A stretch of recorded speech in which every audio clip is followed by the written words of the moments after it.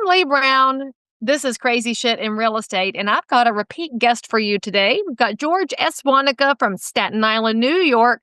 If you did not catch George the first time around, go back into the archives. We'll have a link here for you to go hear episode 1. But he's back to talk about family business and estates. It's very important information and a pretty honest conversation, so I hope you'll enjoy it, and I'll see you on the other side. Hello, la la la. Are you so excited to be a second-time guest on the show? I'm a two-time guest. So I don't know I if have to, anything.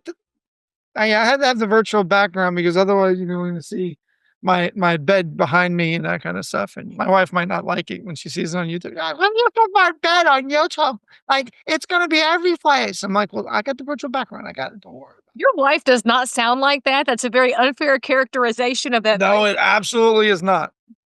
You should have seen. So yesterday we go into the city and we were going to get our hearts checked and stuff like that, just to make sure everything is everything. So we're doing something. I don't remember what the hell we were doing. And I'm like, oh, I was driving and I was talking to Bob and I was talking to like 15 people, texting people. I think I even texted you.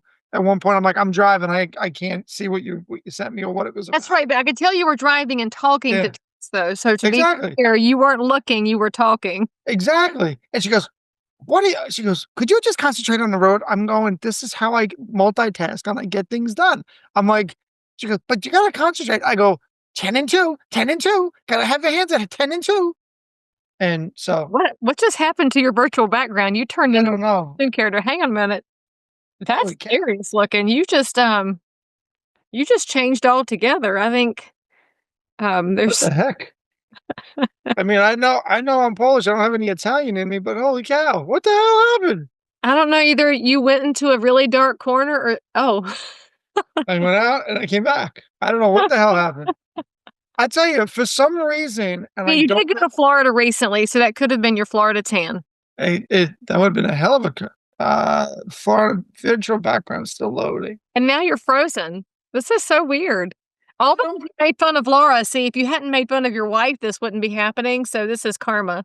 So the funny half of this, what the hell is going on here? I don't know, but never make fun of your wife. Don't you know? You put my wife, see, you know what the problem is? My wife is the one that has the technological problems 95% of the time. Are you on her computer? No, I'm on my computer. This happens. And now you've turned into a Antarctic Swedish guy. I turned into Casper the Ghost. Oh, Casper! Young people don't know what that means, George. I know, but that's a dated reference. Yeah, that's true. What in the blue hell is going on here? I've never seen this happen before. This has happened to me where I freeze when I'm teaching on like multiple times, and I don't understand the reason why. Is this to make your students stay attention and stay awake because they don't know what color you're going to be? I make them stay awake a lot of different reasons. I mean, as they say now, Snow White is sand beige, and so I guess we'll just have the Dark George, Casper George. There was a Peach George there for a minute. Yeah, You're like the whole 64 box of Crayolas. You are fair housing. You're everybody in one person. Everybody in one person. That's great. So did you see the big news this morning from NAR? They've eliminated 61 staff positions. No, I didn't even look at that. Not yet. And the CEO says it's an effort to cut costs. But then I heard from a source that the 61 people that got let go don't know yet who got let go. So apparently the news before they alerted people, which is pretty bad. Oh, that's always nice. I know. If you're a staff member, how diminishing that is. So if you're an NAR staffer who watches this, we love you guys. I don't know what happened, but I would have told you before the press got it. Holy crap. I'm not understanding some of the stuff, but after a while, in my local market, I have somebody who is granted there you went. I didn't touch a damn thing. I'm just saying. I seriously didn't touch a damn thing. And this is where the audience needs to be adding into the comments. Is this George that is having the problem, or is this the internet? Is this the second time guest spooking? Because I've had other it second has to be what it enthusiasts. is. This is like, "Yo, we didn't want him anyway, like, why did you have this why Oh, did you have for this the guy back?" record, Dustin has only been on the show one time, so you've now outranked Dustin. I just want you I've to beat Dustin? Oh, man, I am clipping this part, and I'm saying I have more times on this podcast than Dustin. So By the he's the way, massive agent. Does that make you the more massive agent? no, that just makes me the realest guy in the room. That's all that makes me. I Dustin, we said to love him you. I said to him, the last time I was speaking to him, I go, "You've had people on twice, but you ain't had me on once. What's up with that?" Have you not been on Massive Agent? I have not been on Massive Agent platform. So That's anybody that cool. watches this, you need to inundate Dustin Brome at Massive Agent. Why are we even giving him this platform at this I point? don't know because you've never been You on the need to, show, but I have. I've been on his show, so I am. yes. I've been a guest. Yes, you have to inundate him and say, "We want George. What are you waiting for?" And we'll also point out, all joking aside, it is a really good podcast, It and is good. It even is more very good. fun that Dustin tries hard to stay pure and clean, but his potty mouth takes over, and so he can't help it. Yeah, but I put just Dustin to shame with my potty mouth, so Well, that's that's good. because you're from New York, and one That's day true. when Laura gets to have a North Carolina residence, you'll have to act less Staten Island-y and more North Carolina-y. Uh-huh. Staten Island is better than Long Island, I'll just go ahead and throw that out there. Yeah, I would agree with that assessment. I would agree with that assessment. All right, so for all the people who don't know who you are, the regulars, they remember you, they've seen you. For anybody that doesn't, the link to George's other episode is right over here, so go click on it. Tell our listeners who you are, where you're located, all those little fun bits, how long you've been in real estate. What should they know about George S. Wonica? Sure. So obviously my name is George S. Wonica. I am a local realtor, local appraiser. I did have a mortgage broker's license here in Staten Island, New York.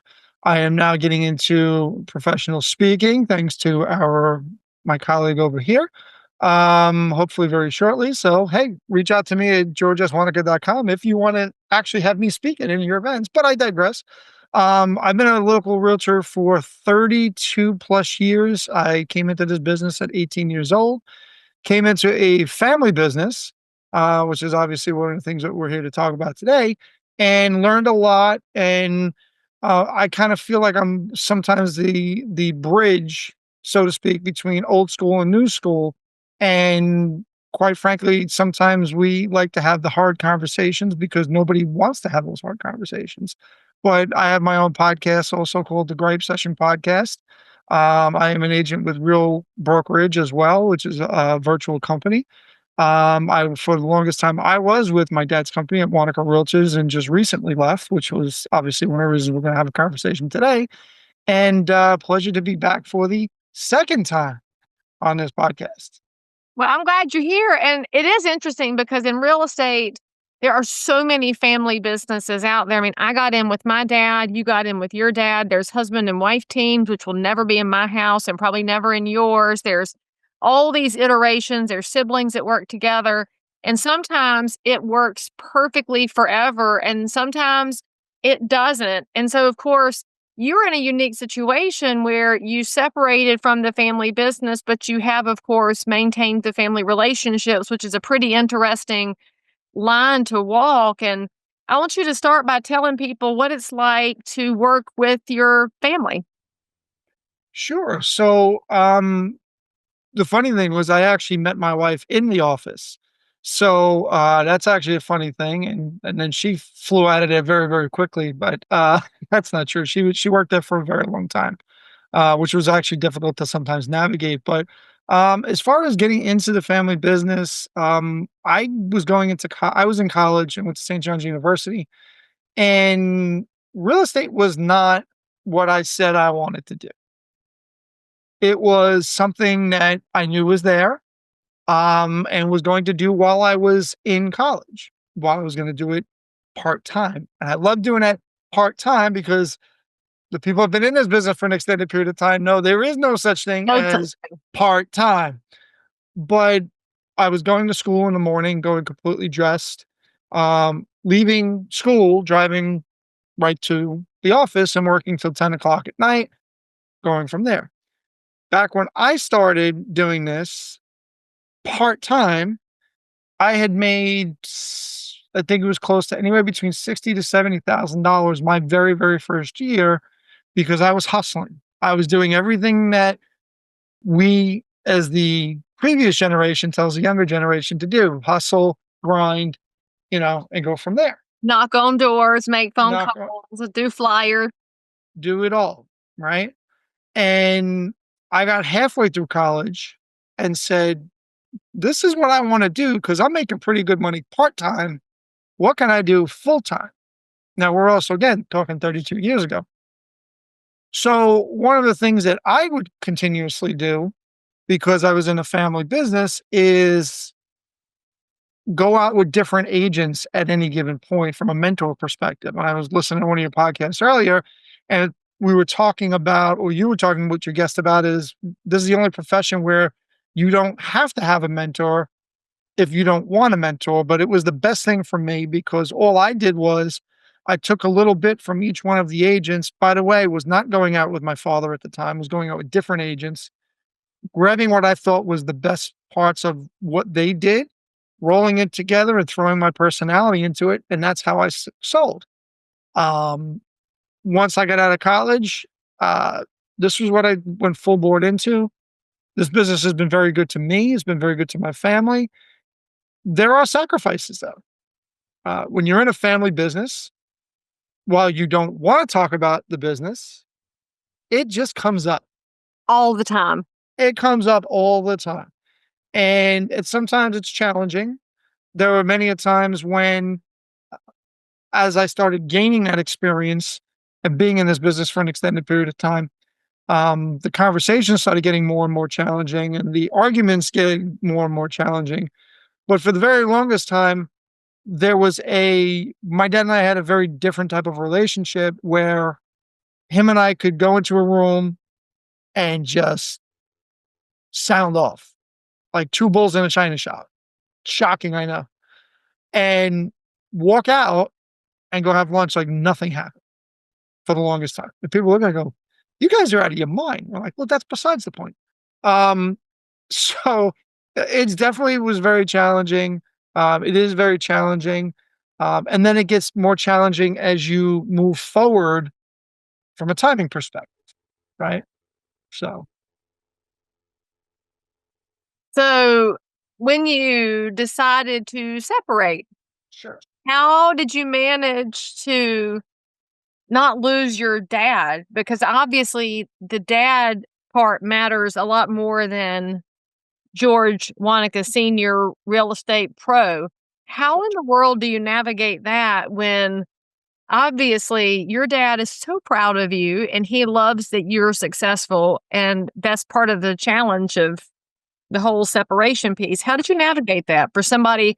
And by the way, if you're watching or listening to this, you might be trying to navigate this relationship with your best friend or with a broker that has been a parent figure to you. It's not always just father son, but separating brokerage is hard no matter how you shake it. Yeah. So in full transparency, it was the most difficult thing I've ever done in my entire life. 32 years in one place. Not only that, but 32 years with family. But this was a normal conversation that would continue to come up. Both of my parents are getting up there in years, and I have empathy for that. Have empathy for the fact that my dad, for lack of a better term, has always been an alpha dog, and I get that and understand that. And I've never, ever, ever, ever used the word retire to That's any what of them because, quite frankly, in my opinion, you retire from something that you don't love to do. And I know that my dad loves this business. Okay. I've watched people retire and then a certain amount of time later, they have medical episodes, and it happened to my own father in law. So I never said, I don't want you around. I never said I wouldn't want you to still come around. I'd want that experience. But what was starting to transpire was we were arguing about small things that in the past would not be arguments because it was more of this is my thing. This is not your thing. I'll do what I want kind of scenario. Meanwhile, I'm going to be around for the next, good Lord willing, 20 plus years or 25 years to continue what you've started. Um, they've also they had health issues also as well. So I'm thinking about my future of where we have to go from a company perspective because this business is always changing. My dad, up to a few years ago, was always at the forefront of some of this change. But now, as it's starting to come even more and quicker, there's a slowness to react.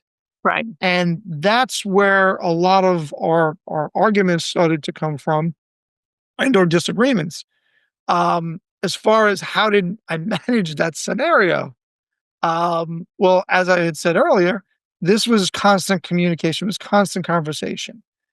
It was conversation of what do I have to do to show you that I can do this and that I'm ready to do this? And we'd come up with 15 different options.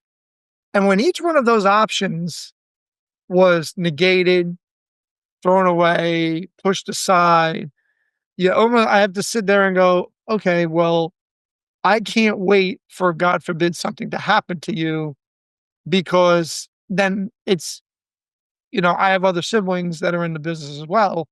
Now I'm going to be the idiot because I walked away from a conversation that you've never put anything down. You've never put in a succession plan. You've never done any of this other kind of stuff. And these were constant conversations over years.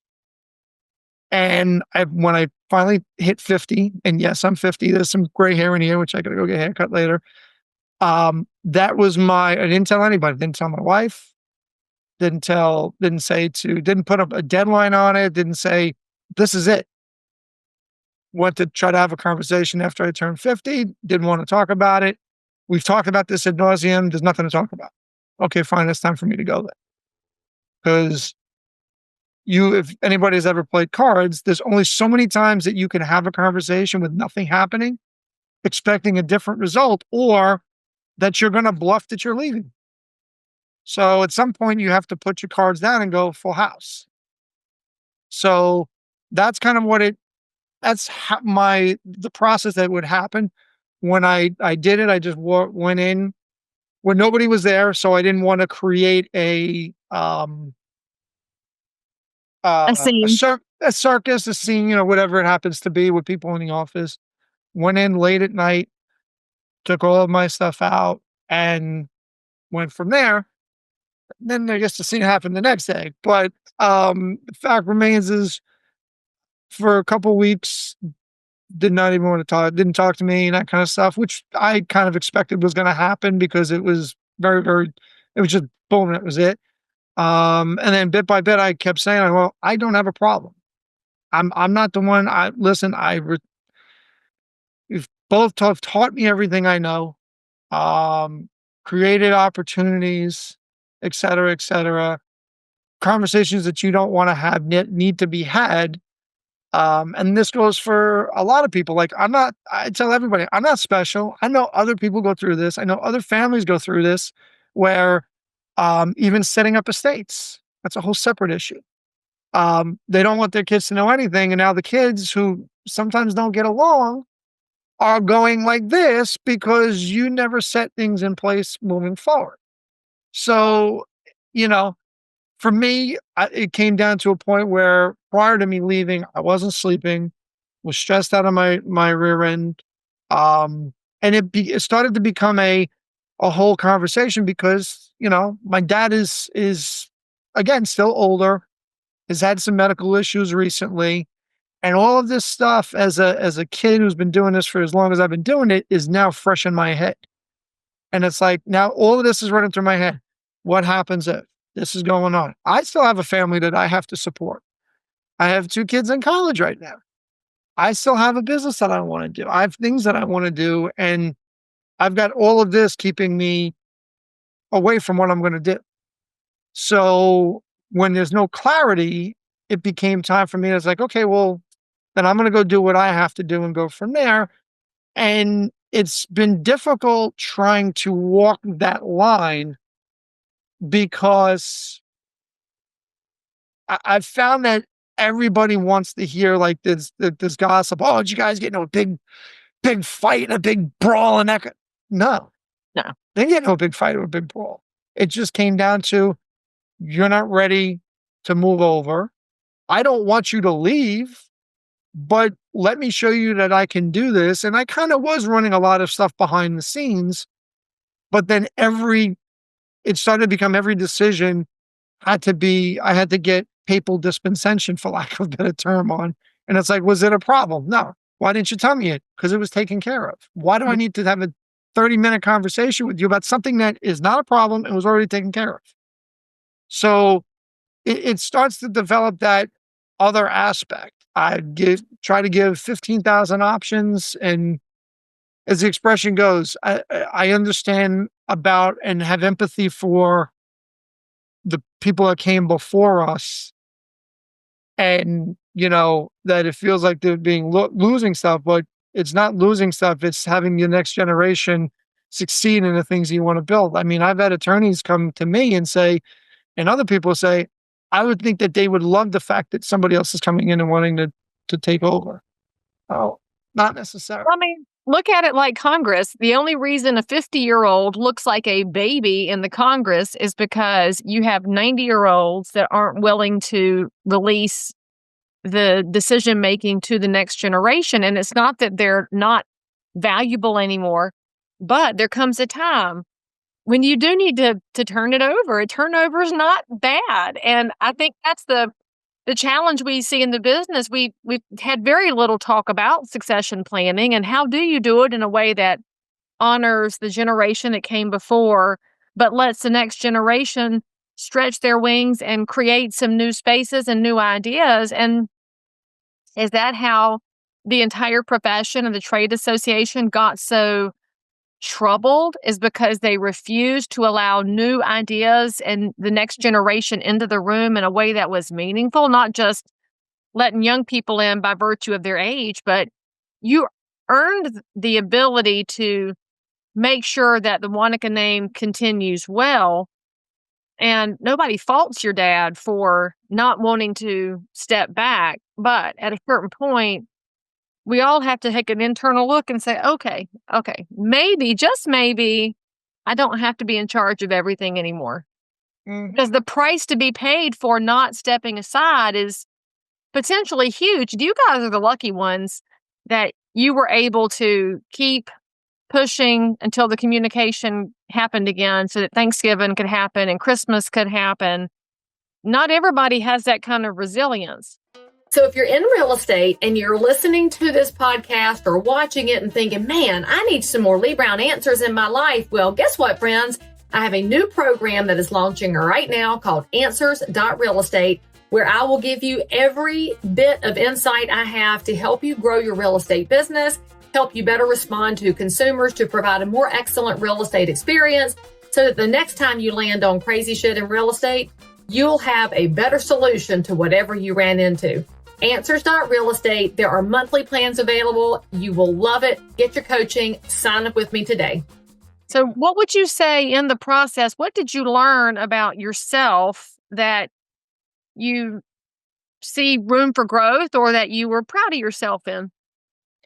I think that, so as far as room for growth, my motto for years has always been, if I'm a little bit better than I was yesterday, today was a good day, right? Whether it means working out and dropping some of the weight that I've been having on me that I've had to get off a little bit, whether it means um, hitting certain goals, whether it means trying to change the way that I am with people sometimes. And I mean, as far as what was the second part of that question? I mean, as far as did you see anything in yourself that you were proud of yourself for, that you said, "Oh, I did this well"? What did you do well in the process? I mean, to me, probably the one thing that I thought I kind of did well was, if I had to pat myself on the shoulder, would be actually have the cojones to get up and walk and go from there. Because there's part of me that thinks that they thought that I would never walk because I've been talking about it for years of walking and walking and walking and walking. Now, and while I put that arbitrary 50-year old, when I hit 50, either this is happening or this is not happening date in there, I personally think that they never thought that I was going to go and do it and go from there and keep with it, mind you. I mean, this was back in October of 2024, and we're getting ready to hit into April already. So I think that the combination of those two things, there's times that people say, well, you think you know everything. No, I don't. I listen to your podcast. I listen to Dustin's podcast. I listen to so many podcasts on a daily basis. And people go, well, why you got to listen to podcasts for? And I go, because I want to learn stuff that I don't know. It goes back to the same expression that I've heard 100 million times. If you're the smartest person in the room, get the hell out of that room. Get into a different room where you're the dumbest so you can learn and you can grow from that kind of stuff. Like there are things that I want to do in my life. Well, how do I get to that point? Well, I got to talk to other successful people. How did you get there? What did you do? Whose brain do you pick? Who's who's willing to allow their brain to be picked and call Yeah. you back when you ask them questions on how do I get established as a professional speaker? And so that was a shot, but I'll throw a We targeted You shot. don't have to call names because I people never called the they can name, but they can guess names in the comments. They can guess who you're not talking I'm about. just saying, so the people that are willing, there are, and by the way, there are people willing to help. As a perfect Absolutely, example. they love it. I mean, your dad is one of those people who spent his life volunteering, loves helping, and knows more about real estate than 99.9% of realtors. But his level of knowledge doesn't make your knowledge less valuable. And there's a space for both, but you grow by putting people in the room that can teach you something, and that's not a bad thing. And I'll just point out like the ability to say to your dad, I can't keep doing the same thing over and over. Something has to change. Is the same conversation we have with home sellers to say to them, I know you want these dollars, but if we don't do X, Y, and Z, we're not going to get these dollars. And at the point comes when you can't listen to each other, you go your separate way. And then we sometimes see another agent walk in and the seller listens to them and does everything, and then it sells and we take it personally. But sometimes they just couldn't hear us because we didn't walk away. It That's it. totally changes the conversation. And I'm sitting here thinking about all the agents out there, and you know who you are. If you reached out to me and sent me private messages and said, I really want to leave my brokerage and I want to do my own thing, and I don't know how to leave because you sit over here in a quagmire. Sometimes you just have to go do it and Mhm. learn as you go. So when you left and changed into a virtual brokerage that's wildly different than the traditional brokerage you'd spent your whole career in, what was the hardest transition for you? Trying to let people know that I am doing my own thing now and not have it adversely affect my father or Oh, my dad's okay. company, because they always know it was him and I.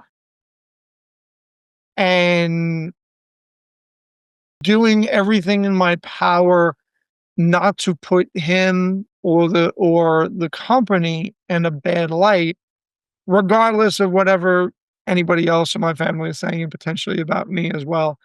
Um, that is probably been the most difficult, to a point where I've literally had to, in some cases with people, had to explain the reasons why and the fact that it became time for me to have to move on.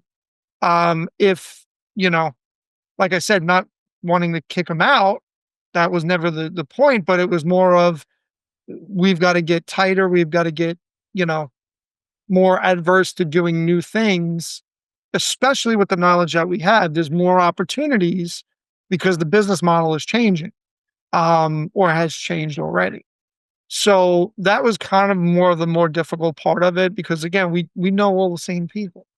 We know the attorneys, we know the judges, we know all of that kind of stuff. So, to have some of those conversations with people and have to walk that tightrope, because again, it's my father. I love him. My family, I love them. Some of them I'm not necessarily agreeing with on a lot of different things, but at the end of the day, they're still my family. But at the end of the day is, and this I think goes for the entire industry, not necessarily family, we have to become more accountable as real estate professionals with agents, right?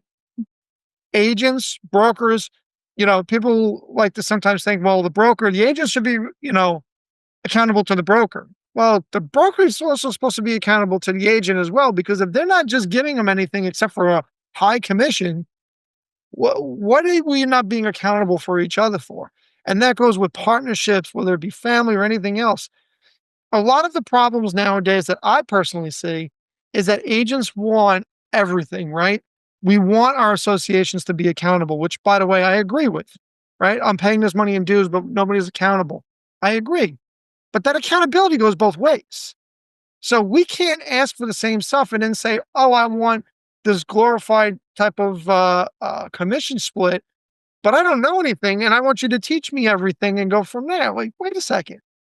That doesn't add up. So it doesn't add up in business. It doesn't add up in a brokerage. It doesn't add up in a partnership. It doesn't add up even in family business. If Yeah, there's but look, somebody it's that no is, different than the argument that's coming up in every legislature again, which happens all the time. Our state, North Carolina, is doing it right now. We need this lady introduced a bill for $22 an hour minimum wage, which means she would decimate the beginning job industry and cut people's hours, and people don't think their way through the consequences. But basically, they want to say, I need to have everything I want from you because, which is the same thing that happens in brokerages. I want everything because I'm here and I'm amazing. Well, but are you amazing? Or, are you low skill that needs to grow? And you're not supposed to want to stay in that job forever. And a brokerage may be a forever fit and it may not be, but if you don't know everything, shouldn't you have to pay your dues? We used to pay our dues. I did. You did well, that, with our dad and through that's old school.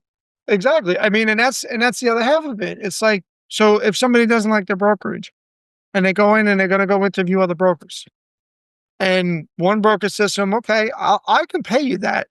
Just let me see show me your W-2 over the last 2 years. That's Uh, personal. You mean me paying you that money? That's personal to me too. Cause that's money now out of my pocket, out of my business. So why is it good for you to say that it's okay, but that's not good for me to say? So maybe well, that doesn't work. But the problem is not, the problem is, goes back to the same word, comes back to accountability. Everything's about accountability and everybody wants it. The problem is everybody talks about it, but nobody actually wants to be accountable. no, they want it for That's the, somebody else. They want somebody else to be held yes. accountable, but not themselves. But on Mhm, that money side, if an agent comes to my firm and the first thing out of their mouth is splits and money, I don't want them because that no, tells me they've lost sight of how do you provide a great experience to the consumer you serve. The money will figure itself out. But if you aren't providing a great level of service and you're not hungry to learn, I can't deal with that here because if somebody comes in and money's the number one goal, we know what corners they're going to cut. You and I have seen it 100%. for years. Yeah. And going back to you're talking about the minimum wage going up.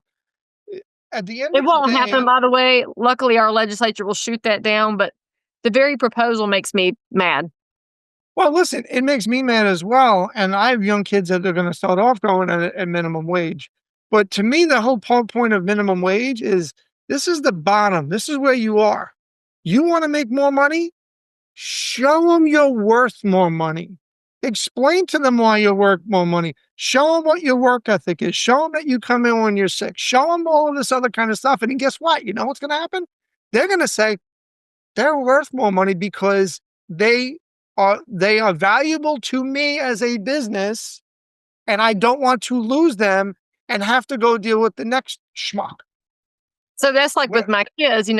Our kids are about the same age group, and both of mine are out of high school, and all their friends were talking about that email that Elon Musk sent out that said, "Tell me the 5 things you did this week." And my kids were watching all these little influencers.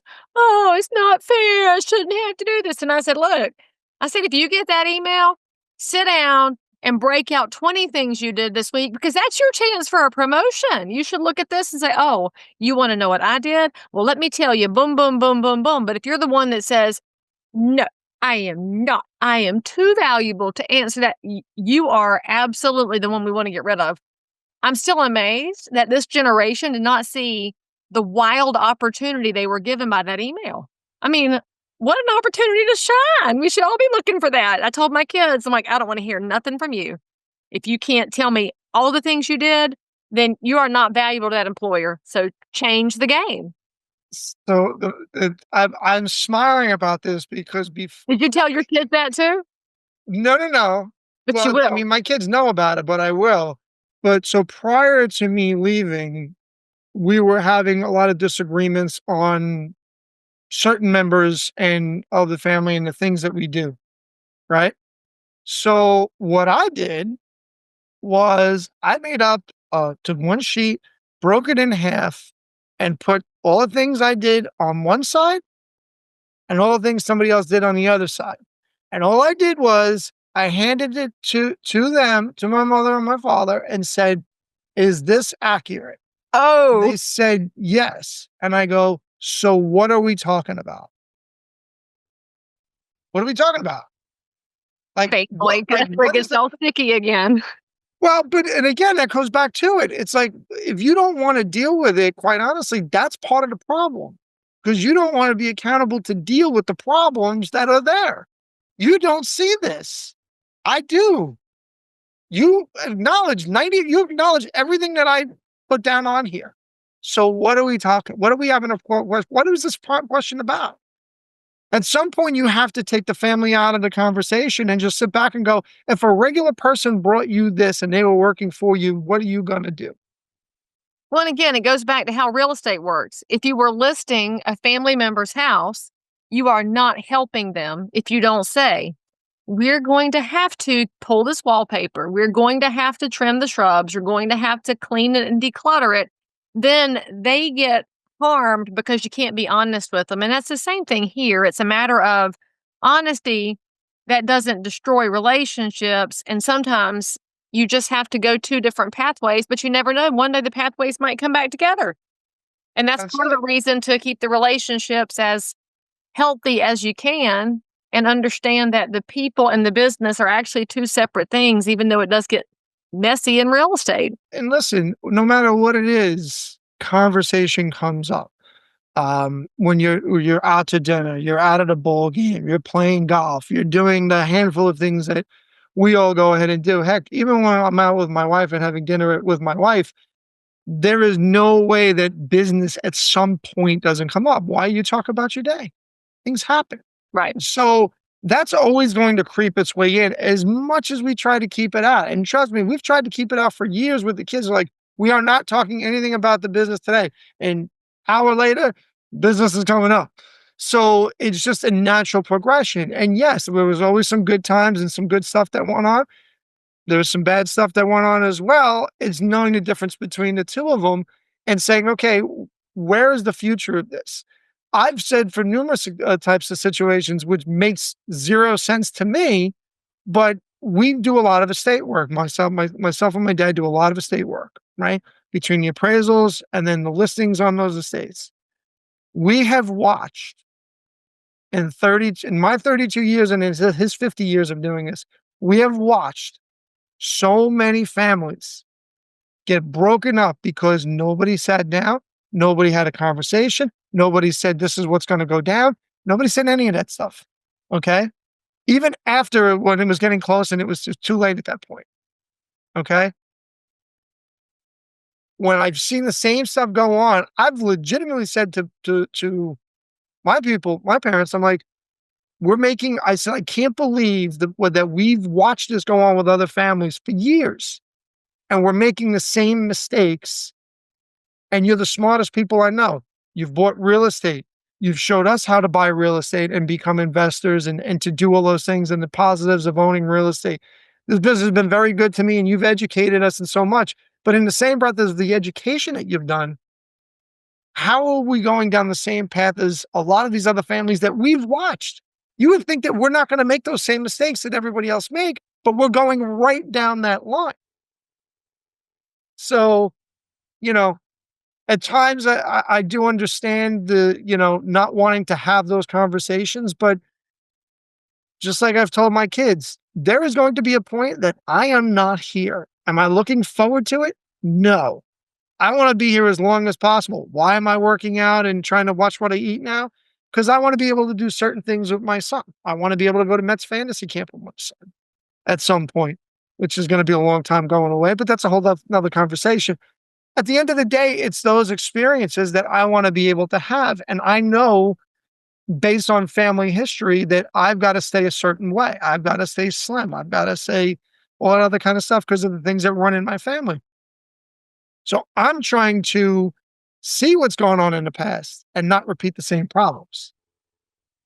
Oh, So so then, considering all the estates you've helped and considering this pathway that you're working through in the separation of the family business, sure. what's the one thing you wish other real estate brokers would tell their sphere of influence, their people, their clients, their Facebook audience? What's the one thing you wish they would tell people based on everything you've learned that we've talked about today?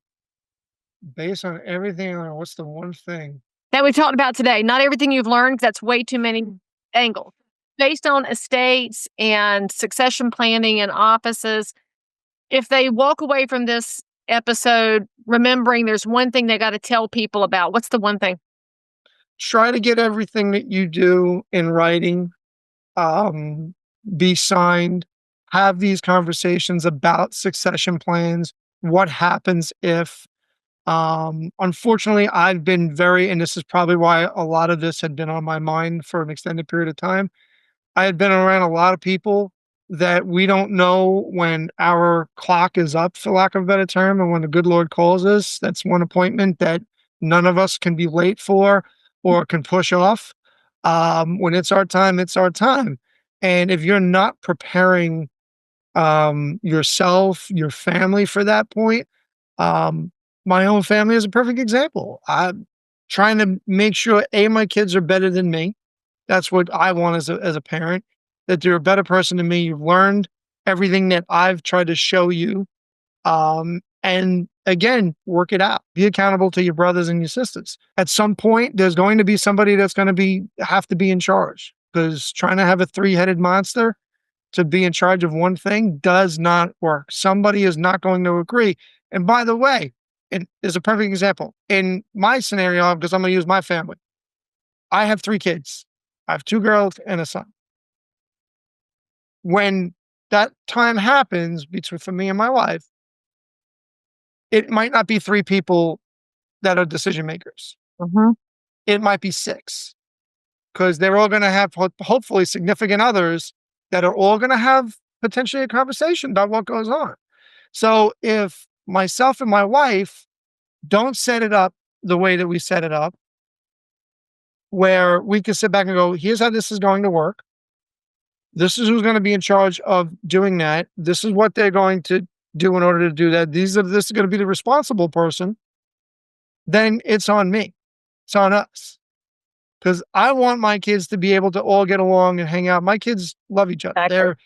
They're great. I don't want this to be a albatross that starts family breakup, at least in my section. So that would be the one thing that I would do, not only to make sure that you have wills and everything is spelled out for people, but make sure you're letting your family know this is what happens if. Here's where everything is. How many families do we talk to that they don't know where anything is, and they're going through old shoe boxes and records and No all that clue. other kind of stuff, and they don't, because they don't know where it is, and it delays processes. So let people know where things are. It has nothing to do with people don't want you around, and I have to say that because I want my parents around as long as humanly possible. But these are conversations and things that you need to have before something happens, because when that thing happens, you've got added stress now on that whole situation. You've got to set up other things. And things fester. You don't want So that type of it's all stuff about to preserving the relationship. It's not the money, it's not the estate itself, it's the relationships that you preserve by putting it in writing, and that's brokerages too. So if you're an agent, when you join a brokerage, you should have a job description there of what you're gonna do, and the broker should have something written down for what they're gonna provide to you.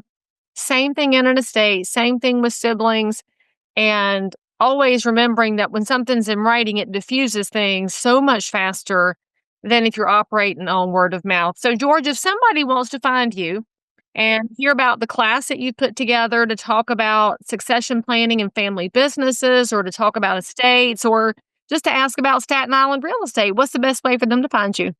So, as far as anybody wants to hear about the program, that would be my website, which is georgeswonica.com. That's my speaking website. If anybody wants to follow me on social media, I am on Instagram, TikTok at the real GS Wonica. I have a YouTube page, living in Staten Island. I'm on pretty much every social media. I'm on LinkedIn. I'm on Facebook. Quite frankly, if you can't find me, you ain't It's trying on hard you. enough. You can't find me. You ain't trying hard enough. So all of my information is out there, or as I like to tell people, GTS me. And if people don't know what GTS means, is Google that stuff. I gotta keep it clean because I know Leah yell at me if It's the name use of some my if I website. use some You cuss can't words. say shit here, you can't say it anywhere. Oh yeah, well then Google that shit. Okay, I use GTS all the time. So I tell my students all the time. I think GTS. They go, "What's GTS?" I'm like, "Google that shit." But it's That's okay. all For that those of means. y'all that are like me, it's DuckDuckGo that shit. So Yeah. DDGTS. Yeah, exactly right. So, I'm on every social media that's out there currently right now. Um, And that's until that. he and his wife move to the North Carolina coast, you should reach out to them to ask about your Staten Island, New York real estate, and especially if it's a listing, so your people can sell it there and move down here, which is the normal pattern of things. But George, thank you so much for coming on the show and talking about what is obviously a hard scenario that doesn't have to be impossible. So thank you for sharing. And we wish you, of course, every success in bringing good messages to other real estate agents and brokers and humans out there. Thank you. Thanks for having me a second time. A second time. So A say second nice things time. about George in the comments. You can make comments about Dustin too if you want to, since we've mentioned him Yeah. times. And of course, you can say nice things about George's dad too, because he is a love bug, even though he acts Yes. very gruff. It's kind of hilarious. But just remember, all of George's contact information is in the show notes for this episode. So if you're wanting to find out more, you want to ask your own questions, he's very accessible and very glad to help. So thank you for coming back on the show. Everybody hit the bell to subscribe. Here are some other episodes here, and we'll see you next time. By the way, friends, don't miss my brand new coaching program at answers.realestate, where you can have access to Leigh Brown, submit your questions, have them answered, meet like-minded professionals, have an entire library to help you build your business no matter what happens in the market. Get signed up today. I promise you'll be glad you did. So if you found value in this episode, please like and subscribe to this channel, turn on the bell, and catch another amazing episode by clicking above. Crazy Shit in Real Estate is also available on all of your normal podcast apps. So if that's where you like to hang out, go find me, click subscribe, and most importantly, leave me a review that says you think I'm awesome, my guests are awesome, or this content is just exactly what you were looking for. And then, by the way, if there's something you need, you want to learn about something, you can comment below anytime. You can also send me a direct message if you need to remain anonymous. No judgment. But anyway, I'll only judge if you forget to subscribe and click. I'll see you next time.